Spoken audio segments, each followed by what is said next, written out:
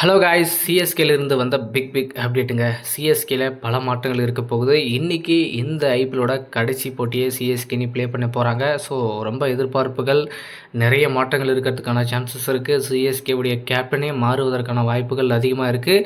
Maybe Ruturaj கைக்வாட்டுக்கு இந்த போட்டியில் வாய்ப்பு கிடைக்குமா அப்படின்ற கேள்விகளும் போயிட்டுருக்கு. ஏன்னா ருத்ராஜ் கைக்வாடுடைய பர்ஃபார்மன்ஸ் இந்த சீசனில் எப்படி இருந்துச்சு அப்படின்றத நம்ம எல்லாருமே பார்த்தோம். பட் இருந்தாலுமே இன்னும் அவர் அந்த ஃபார்முக்கு திரும்பலை அப்படின்றது தான் ரொம்ப ரொம்ப வருத்தக்கூடிய ஒரு முக்கியமான விஷயமா இருக்குது. மேபி இந்த சீசனில் அவருடைய ஃபார்ம் கொஞ்சம் நல்லா இருந்துச்சுன்னா சிஎஸ்கேவுடைய பொசிஷன் ஒரு பெட்டரான பொசிஷனில் இருந்திருக்கும்.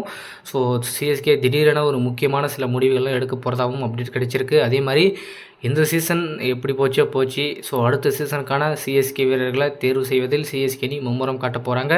அடுத்து என்ன பிளான், என்ன பண்ண போகிறோம், நமக்கான வாய்ப்பு இருக்கா அப்படின்றதெல்லாம் தாண்டி அடுத்த சிஎஸ்கேவுடைய பொசிஷன் எப்படி இருக்க போகுது அப்படின்றது ரொம்ப ரொம்ப அவசியம். ஸோ நிறைய மாற்றங்கள் இருக்க போகுது அப்படின்றது கிளியராக நமக்கு தெரியுது. இன்றைக்கி நடக்கக்கூடிய குஜராத்துக்கு எதிரான போட்டியில் சிஎஸ்கேவுடைய பேட்டிங் ஆர்டரில் நிறைய மாற்றங்கள் இருக்க போகுது. அதே மாதிரி ஓப்பனிங் பேருமே மாற்றலாம் அப்படின்ற ஒரு சேஞ்சஸ் இருக்க போகுது. ஸோ சஞ்சு சாம்சனோட வேறு யாராச்சும் ஆட வைக்கலாமா அப்படின்னு பார்த்தோம்னா நம்ம ஊர்வில் பட்டியலை அந்த இடத்துல ஆட வைக்கலாமா அப்படின்ற கேள்விகளும் போயிட்டுருக்கு. ஸோ ருத்ராஜ் கைக்வாட்டை பின்னாடி ஆட வச்சுட்டு சஞ்சு வர்சஸ் ஊர்வில் பட்டியல் ரெண்டு பேரையும் ஒரு ஸ்டாண்டர்டான ஹிட்டரை வந்து ஓப்பனிங்கில் ஆட வைக்கலாம் அப்படின்ற பிளானில் போயிட்டுருக்காங்க.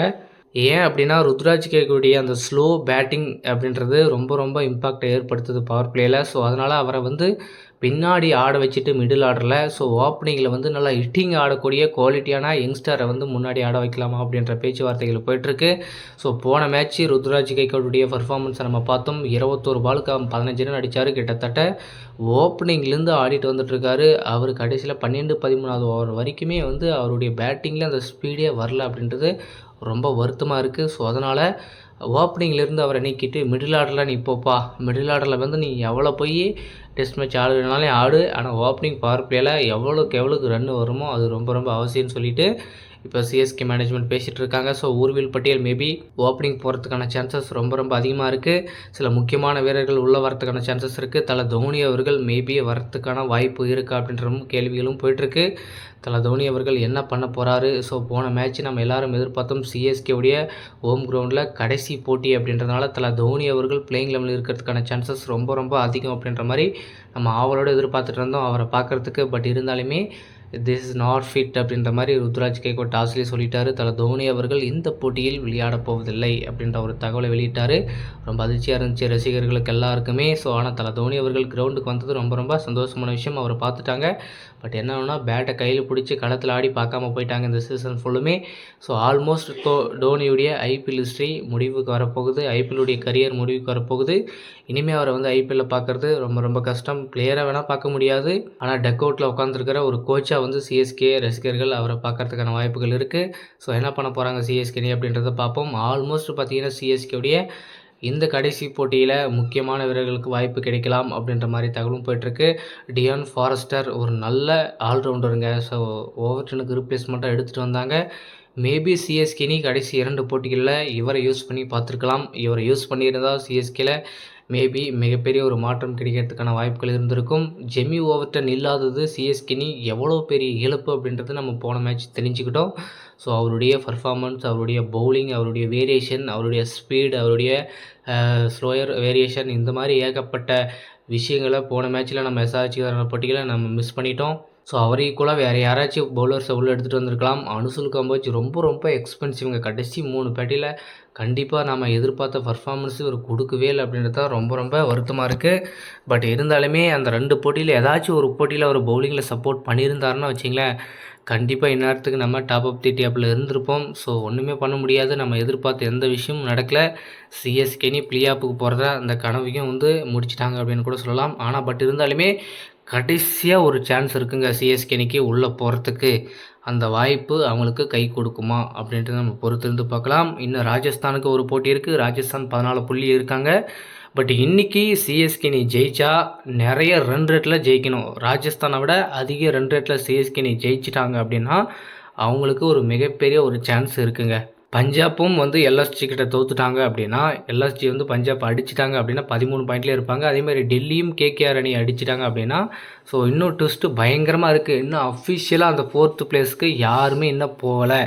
கடைசி போட்டி வரைக்குமே வந்து போராட்டங்கள் இருக்க போகுது. கடைசியில் ரன் ரேட்டில் யாராச்சும் ஒரு டீம் தான் வந்து உள்ளே போக போகுது. அதே மாதிரி ஆர்ஆரும் மும்பைக்கு எதிரான போட்டி ரொம்ப ரொம்ப முக்கியமான போட்டியாக இருக்க போகுது. அந்த ஒரு போட்டி தான் அந்த நம்பர் 4 வந்து தீர்மானிக்க போகுது.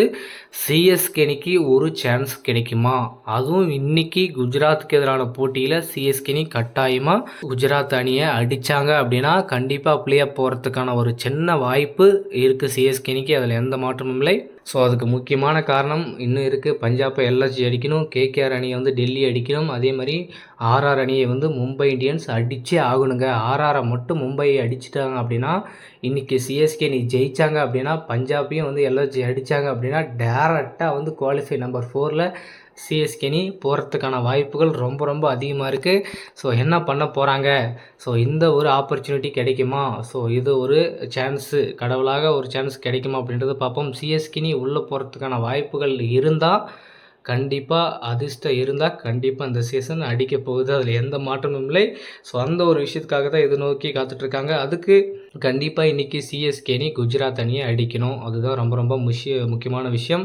குஜராத் அணியை அடிச்சிட்டாங்க அப்படின்னா சிஎஸ்கே அதுவும் ரன் ரேட் ரொம்ப ரொம்ப முக்கியங்க. ஸோ ஸ்லோவாக ஆடாமல் எவ்வளோக்கு வந்து பயங்கர வெறியோடு ஆடணுமோ, எவ்வளோக்கு பயங்கரமாக குஜராத்தை போட்டு புழியணுமோ அந்தளவுக்கு புழிஞ்சாங்க அப்படின்னா கண்டிப்பாக இன்றைக்கி ஒரு சான்ஸ் இருக்குது. ஸோ என்ன பண்ண போகிறாங்க, எந்த மாதிரியான பிளானோட வர போகிறாங்க, என்ன மாதிரியான ஆப்பர்ச்சுனிட்டி இருக்குது அப்படின்றது நம்ம எல்லாம் பார்த்தோம். ஸோ கண்டிப்பாக சிஎஸ்கே அணிக்கு ஒரு நல்ல சான்ஸ் இருக்குது. ஒரு சின்ன வாய்ப்பு இருக்குது. அந்த வாய்ப்பை பயன்படுத்திக்கணும். அந்த வாய்ப்பை பயன்படுத்தணும் அப்படின்னா இந்த போட்டியை சிஎஸ்கே அணி ஃபஸ்ட்டு ஜெயிக்கணும். ஸோ நம்ம 3 போட்டி இருக்குது. கண்டிப்பாக சிஎஸ்கே அணி ஜெயிச்சு மேலே போயிடுவாங்க அப்படின்னு நம்ம எதிர்பார்த்தோம். பட் அது நடக்காமல் போயிடுச்சு. பட் கடைசி வாய்ப்பு, கடைசி போட்டி, நல்ல ஒரு சான்ஸு. ஸோ அதை யூட்டிலைஸ் பண்ணி சிஎஸ்கே அணி அந்த ரன் ரேட்டை ஏற்றி வச்சுக்கிட்டு அந்த பொசிஷனில் உட்காந்துட்டு இருங்க.